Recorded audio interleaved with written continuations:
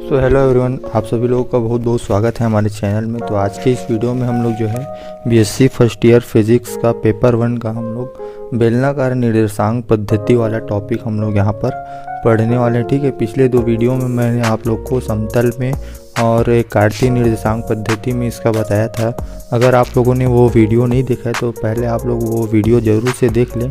और मैं आप लोग को नोट्स के थ्रू प्रोवाइड कर रहा हूँ, तो जो भी नोट्स आपको मिलता है उसको अपने कॉपी में ज़रूर से नोट कीजिएगा ताकि आप लोग को एग्ज़ाम टाइम में ज़्यादा दिक्कत ना हो। ठीक है, और इसमें से जो है बीएससी में जो है 5 नंबर का लॉन्ग क्वेश्चन ही पूछा जाता है, छोटा छोटा क्वेश्चन तो नहीं दिया जाता है। तो मैं उसको कवर नहीं कर रहा हूँ, मैं आप लोग के मेन टॉपिक को ही आप पर वीडियो के थ्रू आप लोग को पहुंचा रहा हूं। ठीक है, तो अगर वीडियो अच्छा लगता है दोस्तों तो लाइक और सब्सक्राइब भी कीजिएगा। ठीक है, और अपने जो भी फ्रेंड्स हैं उसको बताइएगा ताकि जो मेहनत है उसका कुछ फल मिले। ठीक है, तो सबसे पहले हम लोग बेलनाकार निर्देशांक पद्धति में हम लोग जो है आर, थीटा और जेड मतलब हम लोग मानते हैं। ठीक है, बिंदु की स्थिति को क्या क्या मानते हैं हम लोग?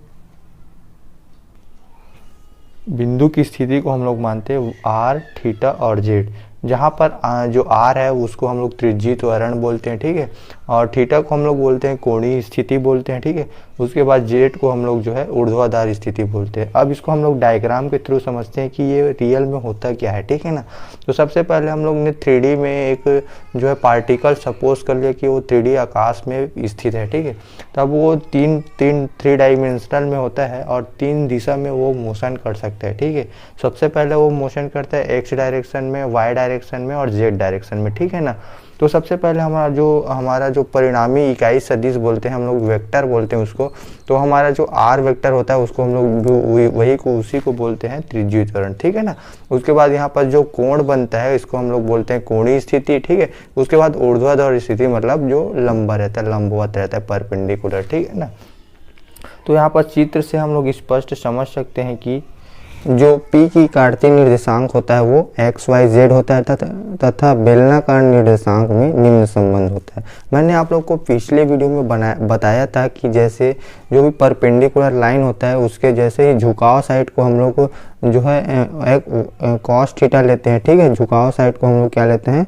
कॉस थीटा, और जो परपेंडिकुलर रहता है उसको हम लोग क्या लेते हैं? Sine theta. ठीक है ना, तो यहाँ पास मैंने यहाँ पास हम लोग एक्स को लेते हैं आर कॉस थीटा। ठीक है, और कॉस थीटा मतलब इसी साइड है, झुकाव साइड है ना, झुकाव जिधर होता है उसको हम लोग कॉस लेते हैं, और जो परपेंडिकुलर रहता है, लंबवत रहता है, उसको हम लोग क्या लेते हैं? Sine theta. है ना, तो यहाँ पर जैसे y को देख रहे हैं, y यहाँ पर परपेंडिकुलर है तो हम लोग क्या लिए? R sine theta. आर उसका डायरेक्शन बताता है। ठीक है ना, तो यहाँ पर जेड का कंपोनेंट यहाँ पर कुछ नहीं, मतलब हम लोग जेड नहीं ले रहे हैं। ठीक है, यहाँ पर इसका और इसका बात कर रहे हैं, ये तीनों आपस में दूसरे के परपेंडिकुलर। ठीक है गाइस, इसको आप लोग समझिएगा। ठीक है ना, अच्छे से मैंने पिछले वीडियो में एक डिटेल कन्वर्सेशन आपके साथ किया था। ठीक है, उसके बाद बेलनाकार निर्देशांक पद्धति में जो कर्ण की स्थिति है उसको समझते हैं। ठीक है, तो कर्ण की स्थिति का समीकरण हम लोग पिछले वीडियो और आगे भी पढ़ते जा रहे हैं कि इक्वेशन होता है जहाँ पास R vector is equal to X I cap Y Z cap और प्लस जेड के कैप होता है। ठीक है ना, और यहाँ पास हम लोग जो है इसको ध्रुवीय रूप में क्या लिख सकते हैं? एक्स को लिखते हैं हम लोग कॉस थीटा आई। ठीक है, वाई को हम लोग लिखते हैं साइन थीटा और जेड को हम लोग जैसे का वैसा लिख देते हैं। ठीक है ना, इसको हम लोग इक्वेशन नंबर 1 सपोज कर लेते हैं। ठीक है ना, इतना तो आप लोग को समझ में आया होगा। अब उसके बाद यहाँ तक तो हम लोग हर निर्देशांक पद्धति में ये अपनाते थे। अब इसमें आज इस स्टेप में हम लोग को कर्ण का वेग निकालना है। ठीक है, तो वेग के लिए हम लोग एक फार्मूला यूज़ करते हैं, dr/dt यूज़ करते हैं। ठीक है, यहाँ पर dr मतलब एक कर्ण की जो स्थिति है वो समय के सापेक्ष यहाँ पर चेंज हो रही है। ठीक है ना, तो हम लोग जैसे r की वैल्यू यहाँ से r की वैल्यू उठा के यहाँ पास रख देते हैं तो d/dt बाहर हो जाएगा और r को हम लोग r की वैल्यू के यहाँ पास लिख देते हैं। अब ये d/dt मतलब अवकलन करना है, इसको हम लोग को सिंपली डिफ्रेंशिएट जैसे आप लोग पिछली क्लास में करते थे वैसे हम लोग को इस फंक्शन का हम लोग को डिफरेंशिएट करना है। तो सबसे पहले डिफरेंशिएट करने के लिए हम लोग गुणा वाला डिफरेंशिएट जानते हैं, मल्टीप्लिकेशन वाला, जिसमें हम लोग ये फर्स्ट फंक्शन मानते हैं आर को और कॉस थीटा आई को हम लोग जो है सेकंड फंक्शन मानते हैं। ठीक है, यहाँ पास हम लोग ने जो वेक्टर है इकाई सदिश उसको आई को हम लोग ने बाहर कर दिया, आई जेड कैप को हम लोग बाहर कर देते हैं। उसके बाद जो वैल्यू बचती है उसको हम लोग डिफरेंशिएट करते हैं। ठीक है ना, तो यहाँ पास हो जाएगा जैसे आर को हम लोग डिफरेंशिएट किए तो dr/dt हो जाएगा, कॉस यहाँ पास का जब जैसे डिफ्रेंशिएट नहीं हुआ कॉस का तो उसको हम लोग जैसे का तैसे लिख देते हैं, ठीक। उसके बाद हम लोग कॉस का डिफ्रेंशिएट करते हैं, तो कॉस का डिफ्रेंशिएट आप लोग पढ़े होंगे कि माइनस साइन थीटा होता है, ठीक है। तो माइनस साइन थीटा लिखे, ठीक है। ये आर को हम लोगों ने आर लिखा और माइनस का हम लोग बाहर कर दिया, ठीक है। अब जैसे कॉस का डिफ्रेंशिएट कर रहे हैं, मतलब यहाँ पर जो टी की रिस्पेक्ट में वो है चेंज हो रहा है, ठीक है ना। तो इसको हम लोग चेंज जब भी चेंज होता है या दूसरे के सापेक्ष जब भी हम लोग अवकलन करते हैं तो हम लोग क्या लिखते हैं, D theta upon D T लिखते हैं, ठीक है। एक्स्ट्रा अपन लोग को लिखना रहता है। उसी प्रकार हम लोग जब जेड का डिफ्रेंशिएट करेंगे, ठीक है, तो यहाँ पर फर्स्ट फंक्शन मानिए, यहाँ पर सेकंड फंक्शन, ठीक है। तो यहाँ पर D R upon D T लिख दिए, साइन को साइन लिख दिए, ठीक है। उसके बाद साइन का डिफ्रेंशिएट करना है तो आर को आर लिख दे और साइन का डिफ्रेंशिएट क्या होता है, कॉस होता है, तो कॉस को साइन को लिख दे कॉस थीटा, ठीक है। उसके बाद जैसे कॉस साइन थीटा का डिफ्रेंशिएट कर रहे हैं तो एक बार हम लोग को और cos theta D theta upon D T लिखना पड़ेगा, ठीक है ना। उसके बाद हम लोग जैसे जेड और के कैप का डिफ्रेंशिएट करेंगे तो इसका फर्स्ट फंक्शन सेकंड फंक्शन मानने की जरूरत नहीं है क्योंकि यहाँ पर ज़्यादा लॉन्ग दिया नहीं है इसका, ठीक है ना। तो यहाँ पर हम लोग क्या लिख सकते हैं, के कैप यहाँ पर D z upon D T हो जाएगा, ठीक है ना। उसके बाद हम लोग जैसे तुलना करते हैं, जैसे यहाँ पर हम लोग D are upon D T और D are upon D T sine theta का हम लोग तुलना करते हैं, ठीक है। इन दोनों का हम लोग तुलना करते हैं, ठीक है। तो तुलना करने पर हम लोग जो है D R upon D T को हम लोग कॉमन निकाल देते हैं यहाँ पास, ठीक है ना। यहाँ पर D R upon D T को आप लोग को कॉमन निकाल देना और जो बची वैल्यू है मतलब कॉस थीटा और साइन थीटा, ठीक है, इसको आप लोग को जैसे आई और जे कैप में लिखना है क्योंकि यहाँ पर अंदर गुणा हो रहा है, ठीक है ना। उसी प्रकार हम लोग को इसको और इसको हम लोग को जोड़ी बना के इसको बाहर निकाल देना है। डी थीटा हमारा बाहर निकल गया और आर भी कॉमन है यहाँ पर, तो आर भी यहाँ पर बाहर निकल गया और जो बची वैल्यू है उसको हम लोग जैसे का तैसे यहाँ पर लिख देते हैं, ठीक है। तो यहाँ पर जो बची वैल्यू है माइनस साइन थीटा हो जाएगा, माइनस साइन थीटा आई कैप और ये हो जाएगा कॉस थीटा जेड कैप हो जाएगा, ठीक है, प्लस के dot D z upon D T हो जाएगा, ठीक है। यहाँ पर जैसे को तैसे लिखा। उसके बाद इसको हम लोग जैसे भी हम लोग सॉल्व करते हैं आगे तो हमारा जो वैल्यू है वो प्राप्त हो जाता है। तो जैसे हमारा वैल्यू यहाँ पर मिल जाता है हम लोग को वेग का फार्मूला, ठीक है ना। तो यहाँ पर वेग का हम लोग फार्मूला देख सकते हैं, v is equal to d are upon D t r cap r d theta upon D t theta cap d z upon D t cap, ठीक है ना। तो यहाँ पर सिंपली हम लोग ने जो है यहाँ पर देख सकते हैं कि हमारा जो कॉस थीटा आई और साइन थीटा जेड कैप मिला है वो सिंपली उसका मान है, ठीक है ना। तो यहाँ पर हम लोग ने इसका मान रख दिया तो हम लोग को जो है वैल्यू इसकी मिल जाती है, ठीक है। यहाँ पर किसका मान रखे हम लोग, इसका मान रखे, ठीक है ना। तो यहाँ पर से हम लोग की वैल्यू जो है मिल जाती है। यहाँ पर सिंपली हम लोग ने मान रखा है और कुछ नहीं किया है, ठीक है। आप लोग जैसे समझ सकते हैं पिछले जाके, तो यहाँ पर हम लोग सिर्फ मान रखे हैं और उसके बाद जो हमारी वैल्यू है वो अपन को मिल जाती है, ठीक है ना, यहाँ पास से। सो हम लोग ने पिछले वीडियो में जैसे पिछले में देखा कि हमारी वैल्यू जो है cos theta I plus sine theta Z cap था, ठीक है ना। तो यहाँ पर जो वैल्यू है उसको हम लोग लिख देते हैं।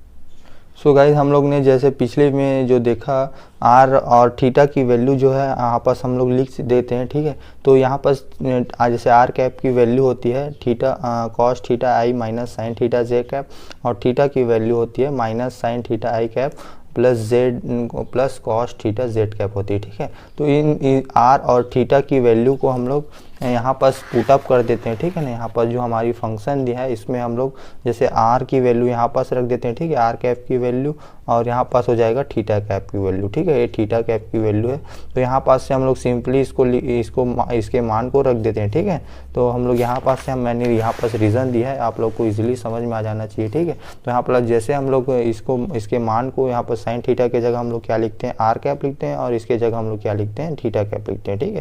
तो सिंपली हमारा जो आंसर है या वेग का फॉर्मूला है वो कुछ इस प्रकार से हम लोग को प्राप्त होता है, ठीक है ना। उसके बाद हम लोग कर्ण के त्वरण में आते हैं, ठीक है। कर्ण का त्वरण हम लोग को कर्ण का त्वरण ज्ञात करने के लिए फार्मूला पढ़ें कि वेग में परिवर्तन की दर को हम लोग क्या बोलते हैं, त्वरण बोलते हैं, ठीक है। तो यहाँ पर त्वरण हो जाएगा त्वरण is equal to d v upon D t, ठीक है। जो परिवर्तन है वो बहुत छोटा हो रहा है, ठीक है ना। तो यहाँ पर सिंपली हम लोग ने वी के जो मान है वी की वैल्यू को हम लोग ने यहाँ पास पुटअप कर दिया, ठीक है ना। वी की वैल्यू को फिर से अगर हम लोग को इसको डिफ्रेंशिएट करना है तो डिफ्रेंशिएट करने के लिए हम लोग क्या करेंगे, ए इज इक्वल टू ये हो जाएगा आर कैप को हम लोग जैसे छोड़ देते हैं, ठीक है। तो डी टू आर हो जाएगा डी टी स्क्वायर हो जाएगा, ठीक है ना, plus D R upon D T D R cap upon D T हो जाएगा। ठीक है, इसको हम लोग सिंपली डिफ्रेंशिएट करते जा रहे हैं। ठीक है, इसको हम लोग जैसे आर के रिस्पेक्ट में करते हैं तो एक बार और लिखते हैं। ठीक है ना, ये आप लोग को पता होगा। ठीक है ना, उसके बाद होगा कि इसको हम लोग को थीटा वाले को डिफ्रेंशिएट करना है। ठीक है ना, तो जैसे थीटा वाले को डिफ्रेंशिएट करेंगे तो D R upon D T हो जाएगा। डी थीटा को हम लोग डी थीटा लिखते हैं। ठीक है, ये थीटा कैप हो जाएगा। ठीक है ना, उसके बाद हम लोग जो है इसको आर को छोड़ देते हैं, इसको हम लोग डिफ्रेंशिएट करते हैं तो ये हो जाएगा D square theta upon D t square theta cap हो जाएगा। ठीक है, उसी प्रकार हम लोग का जो नेक्स्ट वैल्यू होगा वो क्या हो जाएगा, are d theta upon D t theta cap upon D T हो जाएगा। ठीक है ना, उसी प्रकार से हम लोग को इसको डिफ्रेंशिएट करना है, D z upon D T upon एक के कैप को डिफ्रेंशिएट करते हैं तो क्या मिलता है हम लोग को, D square Z upon D T के कैप मिलता है। ठीक है, इसको हम लोग ने इक्वेशन नंबर 4 मान लिया। ठीक है ना, उसके बाद इक्वेशन नंबर 2 से, इक्वेशन नंबर 2 इधर से हम पढ़े हैं। ठीक है ना, इक्वेशन नंबर 2 से ए का मान रखने पर, ठीक है, इक्वेशन नंबर 2 मतलब वही हम लोग पिछले वीडियो में पढ़े हैं। इक्वेशन नंबर 2 है मतलब क्या होता है, आर कैप होता है। यहाँ पर से हम लोग देख चुके हैं इसको ना, इक्वेशन नंबर 2 से।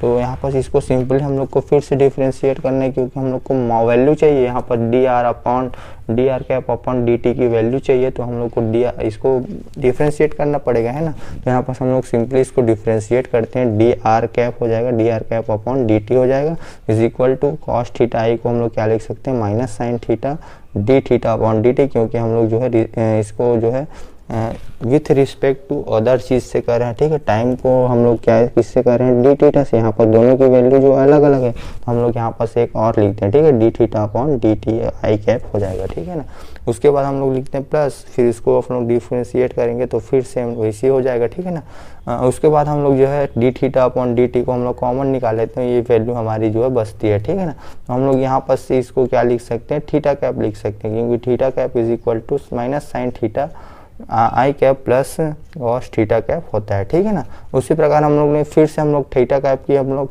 को डिफ्रेंशिएट करना है, क्योंकि यहाँ पर हम लोग को थीटा कैप की भी वैल्यू जो है चाहिए। यहाँ पर देख सकते हैं जो वैल्यू चाहिए उसको हम लोग को डिफ्रेंशिएट एक एक करके करते जाना है, फिर वैल्यू को हम लोग को वहाँ पर पुट अप करते जाना है। ठीक है, नोट्स में आप लोग को लिखते जाएंगे तब आप लोग को इजीली समझ में आता जाएगा।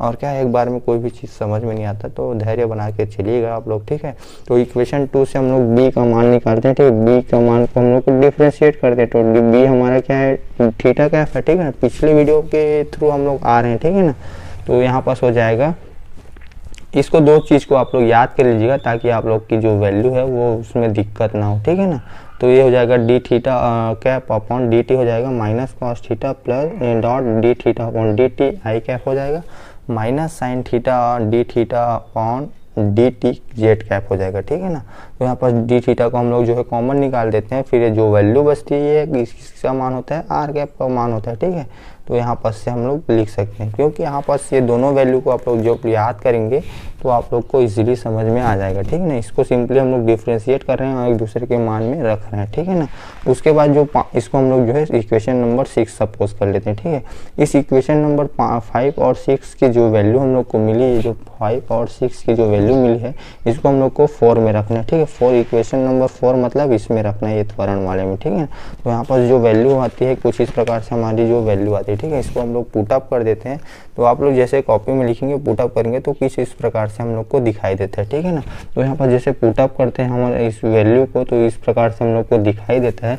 उसके बाद हम लोग ने जोड़ी बनाते हैं। ठीक है, जैसे आर कैप वाले को एक साथ निकले, जैसे इसको एक साथ लिखते हैं। ठीक है, उसके बाद हम लोग यहाँ पास आर कैप वाली वैल्यू देख रहे थे तो इसको एक साथ लिखते हैं। ठीक है, यहाँ पास हम लोग ने दोनों की जो वैल्यू है यहाँ तक, यहाँ से यहाँ तक एक साथ लिखे। ठीक है, उसके बाद हम लोग को यहाँ पास आर कैप को हम लोग ने कॉमन निकाल दिया। ठीक है, तो चूंकि दोनों में आर कैप कॉमन है इसलिए हम लोग ने आर कैप को कॉमन निकाल दिया। ठीक है, उसके बाद हम लोग ने थीटा वाली जो टर्म है उसको एक साथ लिखे। ठीक है, तो थीटा वाली टर्म को हम लोग एक साथ लिखते हैं, तो ये थीटा वाली टर्म और ये पूरा थीटा वाली टर्म को हम लोग ने एक साथ लिखा। ठीक है, यहाँ पर पूरी थीटा वाली टर्म को एक साथ लिखा। उसके बाद हम लोग ने जो बची वैल्यू जेड वाला उसको एक साथ लिखा। ठीक है, यहाँ पर से जो चीज़ कॉमन निकल रहा है या जो चीज़ जुड़ता है उसको जोड़ देते हैं या मल्टीप्लाई जो भी संक्रिया यूज करना है उसको करते हैं। ठीक है, तो यहाँ पर से आर कैप हम लोग को कॉमन निकल रहा था, इसलिए कॉमन निकाल दिया, जो बची वैल्यू है उसको हम लोग लिख देते हैं। ठीक है ना, तो यहाँ पर देख सकते हैं कि जैसे इसको हम लोग कोष्टक के अंदर यहाँ पर मल्टीप्लिकेशन हो जाएगा तो ये 2r मतलब ये अंदर जाके और गुणा होगा ना तो ये 2r बनता है, ठीक है ना। यहाँ पर आप लोग कैलकुलेशन इजीली करिएगा, अब इतना तो आप लोग कर ही सकते हैं, ठीक है ना। तो ये D theta upon D T हो जाएगा, पूरे का स्क्वायर हो जाएगा, ठीक है। प्लस इसमें जो है ये वाले वैल्यू जो है जुड़ जाता है, ठीक है। तो ये आ जाएगा d2 कोष्टक में हो जाएगा D are upon D T, bracket के अंदर हो जाएगा D theta upon D T हो जाएगा, ठीक है। प्लस आर, यहाँ पास आर है ना, आर को हम लोग लिख देते हैं r square is into d square theta upon D t square हो जाएगा। थीटा को हम लोग ने कॉमन निकाल दिया, ठीक है। ये वैल्यू जस की तस, ठीक है ना। ये इतना आप लोग को समझ में आया होगा, आई होप करता हूँ। तो यही जो वैल्यू हम लोग को मिली है इसी को हम लोग जो है त्वरण का फार्मूला बोलते हैं। इसको आगे लोग भी सॉल्व करते हैं, जैसे कि इसको हम लोग लिखते हैं आर डॉट ऐसा कुछ लिखते हैं, ठीक है। तो आप लोग वहाँ तक भी सॉल्व कर सकते हैं। यदि आप लोग को सॉल्व करते नहीं बनता तो यहाँ तक भी सॉल्व करेंगे ना तो अभी आप लोग का सरल होगा, ठीक, सही होगा। ऐसा कोई बात नहीं कि गलत दे देंगे, ठीक है ना। तो इसको आगे भी सॉल्व कर सकते हैं, लेकिन मैं यहीं तक बता रहा हूँ आप लोग को, क्योंकि उधर का जो वैल्यू है वो मतलब जो मेथड है वो थोड़ा सा हार्ड हो जाता है। फिलहाल आप लोग इतना तो करिए, ठीक है। फिलहाल इतना करिए और अपने नोट्स में ज़रूर लिखते चलिए और मेरे चैनल को सब्सक्राइब कीजिएगा दोस्तों, ताकि मैं जैसे जैसे आप लोग के बीच वीडियो लाता रहूँ तो कि आप लोग उस वीडियो को देख के अपना जो पढ़ाई है उसको कंटिन्यू कर सकें और अपने पढ़ाई को में कुछ बाधा ना आए, ठीक है। तो प्लीज़ आप लोग अपने फ्रेंड्स के साथ भी शेयर कीजिएगा। So thank you everyone.